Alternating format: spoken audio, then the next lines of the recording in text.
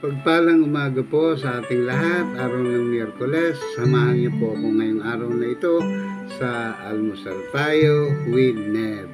Bago po tayo mag-umpisa, i-wish po natin ang bawat isa na pagpalain tayo ng ating Diyos sa lahat ng ating mga gawain ngayong araw na ito. At isama na rin po natin si Lord sa ating pag-almusal. Sabi niya nga po, kung merong dalawa o tatlo na nag-uusap sa aking pangalan, ako ay naroon sa kanilang kalagitnaan. So, ano po ang ibig sabihin? Kasama natin si Lord sa ating pag-aalmusal ngayong umaga po ng Miyerkules. Atin pong talakayin ang sinabi ni Lucas. Ano po? Ito po ang versikulo 9:23 ni Lucas. Ang sabi niya rito, sino man ang ibig sumunod sa akin, kailangang itakwil niya ang kanyang sarili. Pasanin niya ang kanyang krus araw-araw at sumunod sa akin. Napakaganda po ng sinabi. Talagang magiging solid tayo kay Lord dito. Pero mga kapatid, madalas po natin naririnig yan sa mga kapitbahay, sa mga kaibigan, sa katrabaho. Ay, nako, sabi nila, ang bigat-bigat na naman ang daladalahin ko, ang krus ko, nako, saan ko kukunin ang pang-tuition ng anak ko, ang asawa ko, pasaway, ganito. Maraming bagay na pumupunta sa atin na nagiging problema natin sila.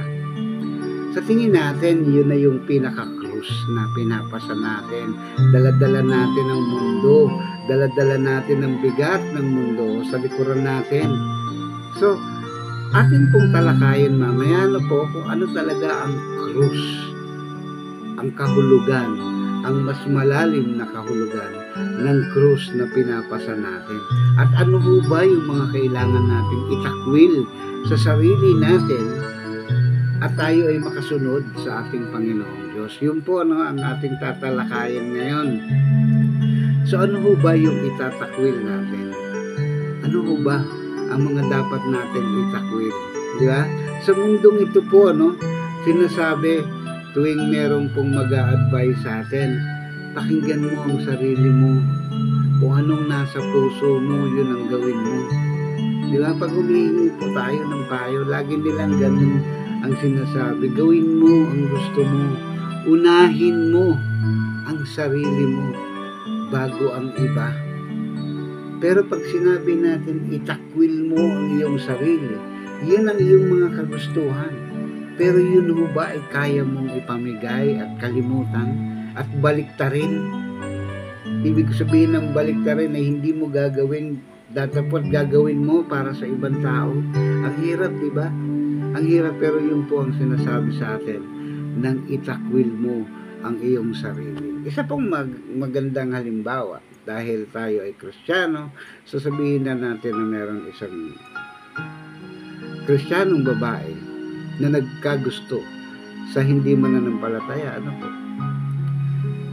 At kadalasan, kahit na gustong-gusto natin ng taong ito, pero hindi yun ang kalooban sa atin ng Panginoon Diyos, ay pipiliin natin hindi tuloy.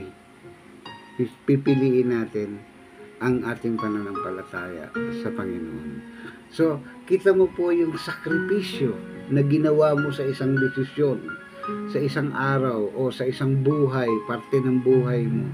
Nagdedesisyon ka na sinasakripisyo mo ang sarili mong kaligayahan para lang makasunod sa kalooban ng Diyos.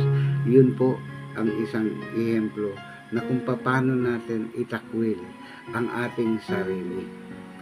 Sa isang mga desisyon natin sa buhay ay ilagay natin sa tama. Huwag sa sarili nating kapakanan lang. Kung hindi ang tamang desisyon na gagawin natin sa pamumuhay natin dito sa mundong ibabaw. Magkadugtong po yan kadugtong yan ng point 2 na sinabi ni Lucas, nang sabihin niya na pasanin mo ang iyong krus araw-araw, hindi po once a week, hindi once a month. Bakit araw-araw? Kasi araw-araw meron tayong krus na bitbit. Hindi lang yung mga problemang mga dumarating sa atin, kung hindi yung pagdidesisyon natin ng tama. Yun po ay krus. Diba? Dahil minsan, kahit ayaw natin yung desisyon na gagawin natin, ay isasakripisyo na lang natin kasi yun po ang tamang gawin. So nagiging krus din pala yun, simpleng bagay.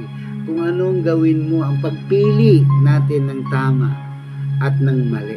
Diba?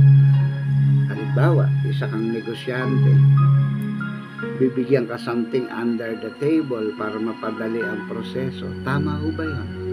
Diba? Hindi naman po. Diba? So pipiliin mo yung mga tama.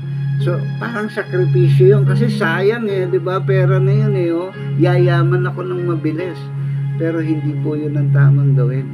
So yun po ay mga ehemplo na kung anong mga krus ang darating sa'yo, ibinabato sa'yo ng panahon para ito maging tama, ay piliin mo ang desisyon tama. Yun po ang krus. Kadalasan ng mga OFW o karamihan sa mga OFW natin, krus ang bitbit nila. Kaya lumalayo sila sa kanilang mga pamilya upang maitaguyod nila ang pamumuhay ng kanilang mga anak. Ang pagmamahal ay ibinibigay nila sa isang pagsasakripisyo nila sa isang malayong lugar. Krus din po yun. At ang huling sinabi niya, at sumunod kayo sa akin. Paano ba tayo makakasunod kay Kristo? Ano ho ba ang pagsunod na sinasabi niya? Ano ho ba si Kristo? Ano ang paniniwala natin sa Kanya? Mapagpatawad siya. Kahit anong pang kasalanan yan, mortal sin man yan, kaya Kanyang patawarin. Dahil iba siya tumanaw. Dahil iba siya sa lahat. Meron siyang unconditional love. Yeah. Nung nagpapako siya sa krus na wala naman siyang kasalanan upang mailigtas lang tayo, ganun siya magpatawad, di ba? Ganun niya tayo ihiningi ng tawad sa sarili nating mga kasalanan. Ganun ho ang unconditional love ng ating Panginoon sa atin, di ba? So ang pagsunod natin pala sa Kanya ay dapat marunong tayong magpatawad, maging tapat tayo sa ating relasyon. Hindi pagka komportable ka, nandun ka kay Lord. Pag bigat na bigat ka, hindi ka na makasunod kasi kailangan mo nang gawin ang mga bagay na mas mapapadali kung paano mo ayusin ang magiging problema mo. Pero yun ang dapat natin gawin. Maging tapat, mapagpatawad, maging consistent tayo. Maraming salamat po. Magkita-kita po tayo ulit bukas. Almusal tayo with Neb. Kasama natin si Lord sa ating usapan tomorrow. Maraming salamat and God bless po sa ating lahat.